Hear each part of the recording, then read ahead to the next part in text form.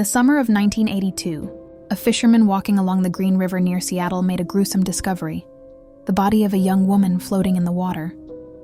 Within weeks, 4 more victims were found in the same area, all women, all strangled. The press called the unknown murderer the Green River Killer. The city of Seattle panicked. Women disappeared one after another, vanishing from streets, bus stops, and motels. By 1983, the number of victims had grown. All were vulnerable women, often runaways or sex workers.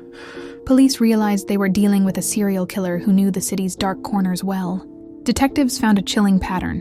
The killer strangled his victims, sometimes with their own clothing, and then dumped their bodies in wooded areas or rivers. But there were no fingerprints, no witnesses, no mistakes. Hundreds of officers joined what became one of the largest manhunts in U.S. history. Detectives even consulted the FBI's new behavioral science unit, which had profiled killers like Ted Bundy. Ironically, Bundy himself, imprisoned in Florida, offered to help the investigation, and his insights proved disturbingly accurate.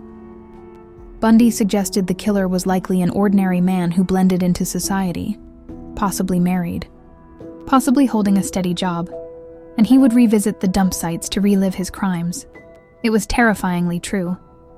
In 1987, police questioned a local man named Gary Ridgway, a quiet truck painter. He had been seen near where one of the victims disappeared. They took samples of his saliva and hair, but had no DNA technology advanced enough to prove anything. Without solid evidence, they let him go. Ridgway returned to his job, and the killing continued. By the early 1990s, the Green River Killer seemed to vanish. In reality, Ridgway had simply slowed down, marrying again, moving homes, pretending to live a normal life. The public thought the nightmare was over.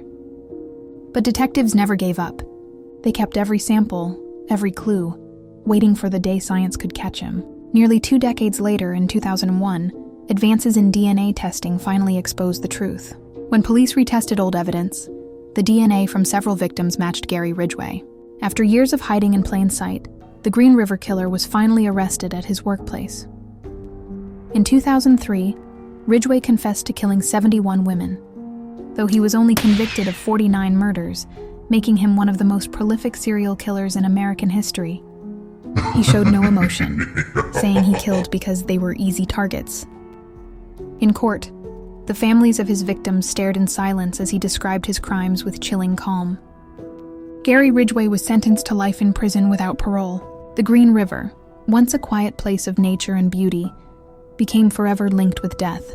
Decades later, people still visit the woods where his victims were found. Small memorials of flowers and photos marking the lives he destroyed. The Green River Killer reminds America of a terrifying truth. Evil can look ordinary. It can drive a truck. It can smile at you in passing. And it can hide behind the face of a neighbor. Do subscribe and share with your friends.